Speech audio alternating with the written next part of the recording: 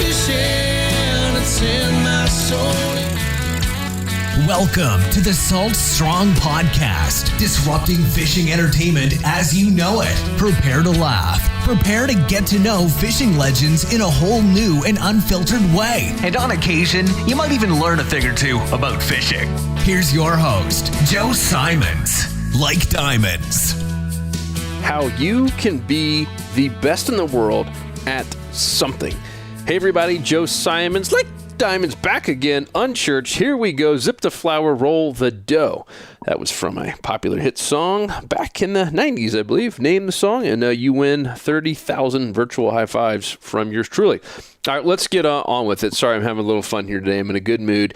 I just finished reading Good to Great again, and I always put like a pledge to myself every summer to really go through a lot of books that have been on my shelf. And even going back to some books. And so one of the books that I had heard was really cool, it's unique, and it's the story of Lululemon. The book is called Little Black Stretchy Pants. And I didn't know anything about Lululemon except they exploded. My wife seems to love a lot of their clothes and their little black stretchy pants. And I get this book, and it's by a dude named Chip, and I literally have no idea about the whole story. And I just assume like some female made it. It's like yoga pants, and it turns out it's a guy who at a young age became a little bit just interested in apparel. And in particular, he was a swimmer. And he was interested in better swim shorts, trunks, whatever you want to call them, little bikini bottoms, the tights, if you will, that a lot of the swimmers wear. Some of them are wearing straight up, just Speedos with no cut. Some had more like the boxer brief kind of a look that a little bit longer.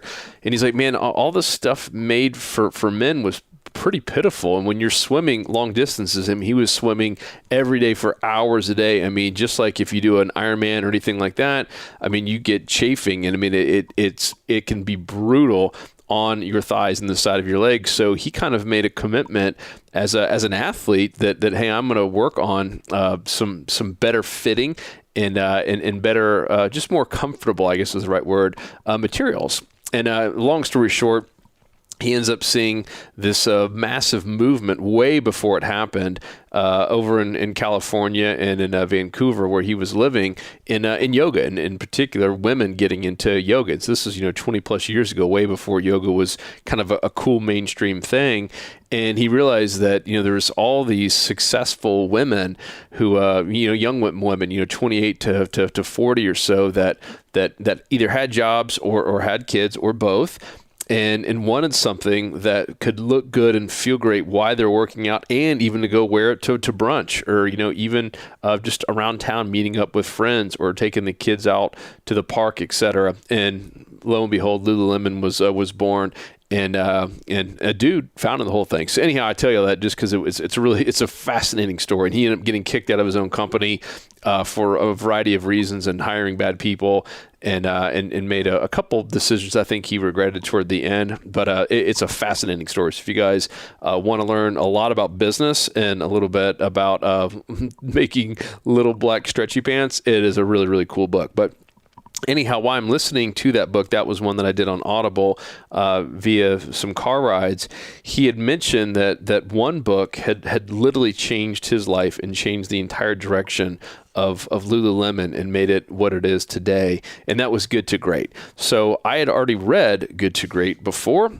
It was a great book then. It was an even better book now that I kind of know what I know about our business and some of the mistakes that we've made as a business and in myself personally. It was so good. And so I'm actually now going through it a third time, going like back to back reading it. It's one of those, almost like when you watch a movie that you really, really love, and every time you watch it, you get little bits and pieces that you're like, I can't believe I missed that earlier. That's kind of where I am with this. And one of the big concepts of Good to Great, and this is the concept in particular that Chip Wilson, I believe it is, of the Lululemon company, said that changed everything, was this hedgehog concept. And the hedgehog concept, if for those of you that have read it, this would be a great reminder. It's really where those three different circles meet each other, and the hedgehog is there in the middle where three circles meet each other. And what Lululemon was doing that was having like literally no success. I mean, it literally did bankrupt them. I mean, to the point they had no money. Chip had to go get a new job. Like, he actually had to leave, and this was like in the very early stages. He had to go get a real job just to be able to pay his bills because Lululemon was just going so far negative, and they were trying to do too much. They were trying to please everyone. They were trying to come out with way too many things. They were trying to be in retail stores. They were trying to sell it themselves. They were trying to do e-commerce. They were just trying to do it all. And after reading Good to Great, and I'm going to share with you these three circles that you can apply to your life. This has nothing, well, this has obviously a lot to do with business and a company, but this has to do with you as a person is where I'm going to apply this.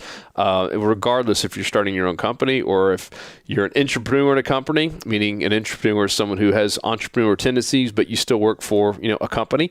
Like a doctor, for instance, would be an entrepreneur. They kind of run their own thing, but in most cases they work for a bigger hospital or a bigger clinic, etc. So regardless if you're that, or if you're just, a normal employee or a stay-at-home mom or a dad, and you just want to be the best at something because you were called to be amazing at something, I think this will be really, really helpful. So anyhow, let me finish the story about Lululemon so you can kind of put this all together. So what they decided to do after he read this book, Good to Great, was shut down everything that they couldn't be the best in the world at. That was it. He said, if we can't be the best in the world at it, we're going to stop doing it now. They realized they couldn't be the best at doing retail and competing against Nike and Reebok and Adidas at the time. So they said, all right, no more retail.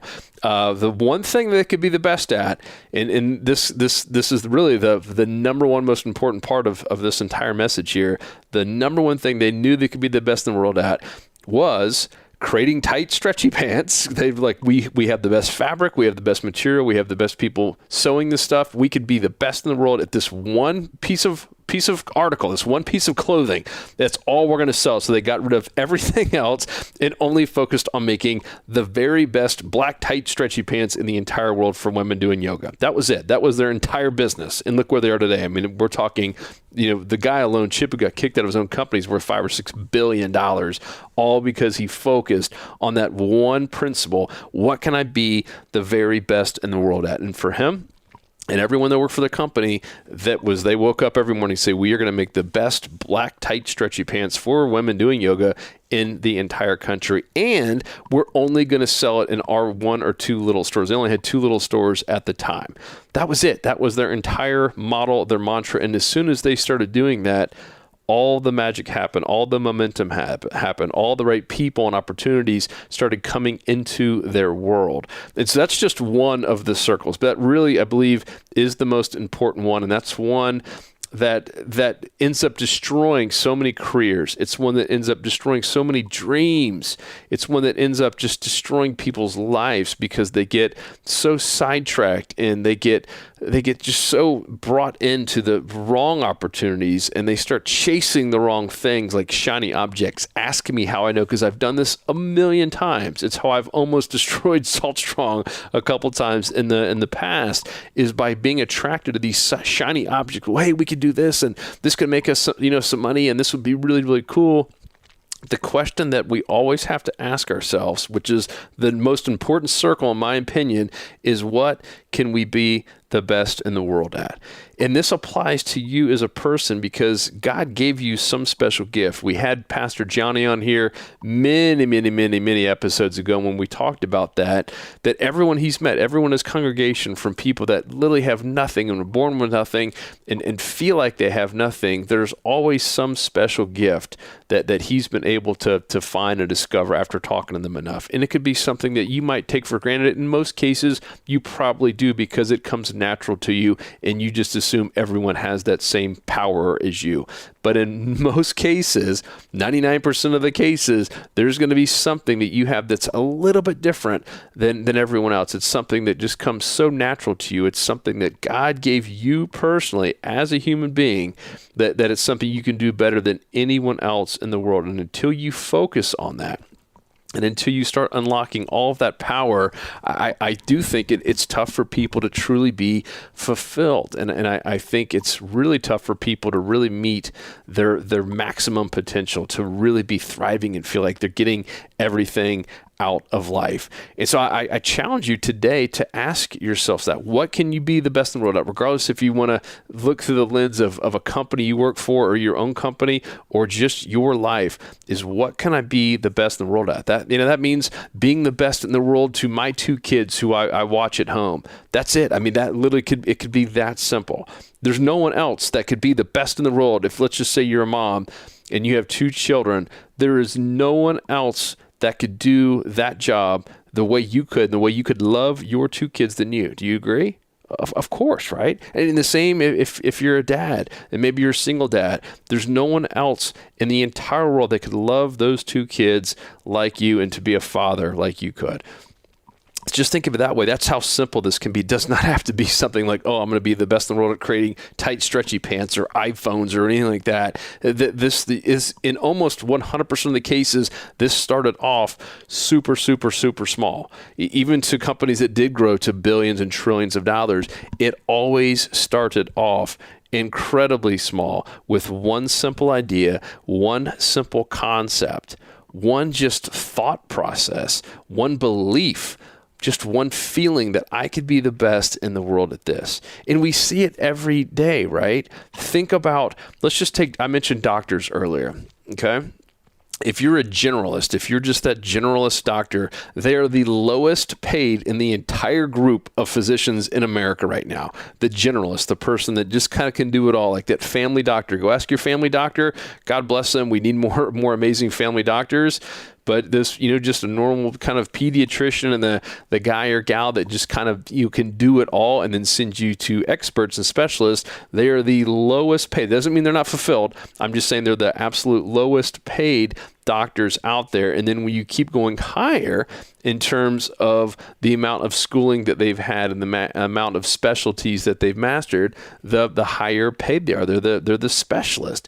I mean, look at even just how TV has evolved, right? Back in the day, you had, a couple news channels and, maybe a sports channel and, maybe a couple ABC, NBC, CBS, just a couple random channels that kind of had everything.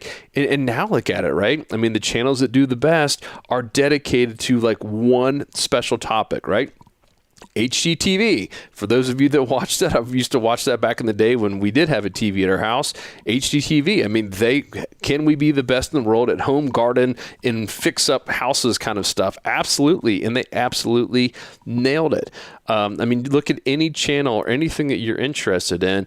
In most cases, they found some type of niche. They became an expert. They became a specialist, and they absolutely 100% just owned it.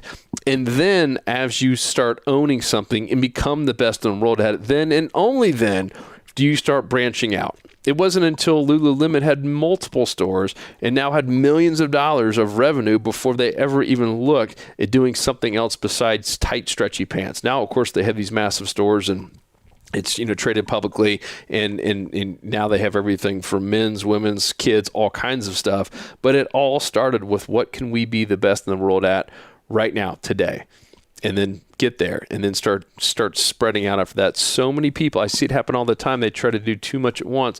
Ask me once again how I know, because we've tried to do that so many times, and every time we find ourselves just confused. We find ourselves confusing our audience, and we find ourselves just not having enough bandwidth to really do anything great.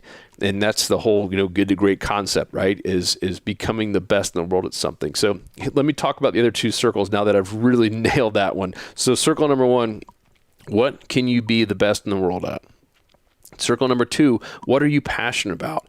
This part is critical because there are some people that have, figured out how to become the best in the world at something, but they're not really passionate about it. They don't really have that burning desire to do it. It just usually, in most cases, just makes them great money, but they don't really have that passion. So that part is critical. The only way it's truly going to succeed long-term, the only way you're truly going to get fulfillment, long-term fulfillment, is you have to be passionate about it. And the great news is the way that we are designed by God is that He's built all 3 of these circles into us. Some of us, it takes us 40, 50 years. It took me basically 39 years to figure it out. We just now figured all this stuff out at Salt Strong. I mean, that's how long it took. So don't think that, oh man, I am too old. I'm not going to figure this stuff out. I just wasn't born with anything. This might take some of you 70 years, 80 years to truly figure it out. There are so many stories of people, even what old Colonel Sanders, I mean, he did not create KFC. I think he was 68 or 70. And this is a time, back then when people didn't even live as long as they did today. I mean, he was upper 60s before he figured it out and put all three of these together. And now we all know what KFC is because that man didn't give up, because he finally figured out his God-given talent and really where all three of these circles manifest and meet at a really, really older age, compared to when a lot of us, want to, hey, I want to have this $1 billion idea or this thing that I can be the best of the world at in 20. That rarely happens, unfortunately. So number one, what can you be the best in the world at? Number two, what are you passionate about? And then number three, what drives your economic engine? And what that means is, can if we're going to apply this to the business side, what she did is, can you make money at this? A good example is I love reading books. I love reading books in a hammock on a beach. I think I could be the best in the world at it, and I would be passionate about it, but it's not going to drive my economic engine. It's not going to really last very long, because it's not something that I can just do forever and truly be the best in the world at it to make an impact. Because let's just be honest. If you make an impact, you get money, right? You only are valuable if you're making an impact with others. Me sitting in a hammock and reading books doesn't really have any value to others, not even my own kids. Whereas you could be a stay-at-home mom and be the best in the world at it. You could be passionate about your two kids and raising them and doing the absolute best to bring them up to be, God-fearing young men and women, and literally just put them on the best path possible. And that could be a massive economic engine. Right? Think about that. I mean, if you instill the right amount of love and encouragement, and if you instill just the right amount of passion and desire and just kind of painting a picture of what life could be to your kids, I mean, that could be something that impacts millions and millions of people. They might go on to be the next Steve Jobs or whatever it is. I mean, you never know what just little things that you do as a mom or a dad or as an uncle, as a friend, that could have lasting impact on a lot of people. So I want to just remind everyone, because I think after talking to a few people, they feel like, oh man, I can't be the best in the world at anything, because they're thinking it's got to be this grandiose scheme. It could be so simple. It could literally just be the best in the world of being a friend to one person that really needs it right now. It could literally be that simple. But I encourage all of you to think through this. If you want to look it up, if you don't want to read the whole book, good to great. Just go to Google and type in the hedgehog concept, Good to Great by Jim Collins, and you'll see those three circles. I have it printed out on my desk, and anytime a new opportunity or an idea or even a friend calls up and asks advice, this is my filter. It works. I mean, 100% of the time it works, and it's crazy how much this really ties in to our bodies and to God and to what we're called to do. Is we all, as I said, are destined to be the best in the world at something. It might not be something that makes the history books. For most of it will never be. But we all have something inside of us that we were put on this earth to do, to be the absolute best in the world at. You have something that God put in you right here today that you were supposed to be the best in the world at. I can't tell you what it is. You probably have an inkling. Maybe it's something that scares you a little bit. Maybe it's something that does come so natural that you just take it for granted. But there's something inside of you that God gave you that he wants you to use to make an impact, something that you're passionate about. And it's something at the end of the day that you can be the absolute best in the world at. I challenge you to find it. I challenge you to make an impact, whether it be one person or millions. I know you got it in you. I love you. I hope this was a helpful episode for you. This is something that did change the way I look at really a lot of things in life. And once again, it took me almost 40 years to really kind of figure it out. And it took me reading this book multiple times for it finally clicked on just how powerful this is. So guys, I hope that helps. If you have any questions, I would love to hear from you. If this episode meant anything to you, or if it was helpful, or if you just needed it today, maybe you're going through a tough time and just need to be reminded that you're here for a purpose, that God has big plans for you, and that you are the best in the world at something, whether you know it or not. Let me know. Joe at Saltstrong, Joe at saltstrong.com. I would love to hear from you. Otherwise, I'll talk to you on the next episode. 'Cause fishing, it's in my soul.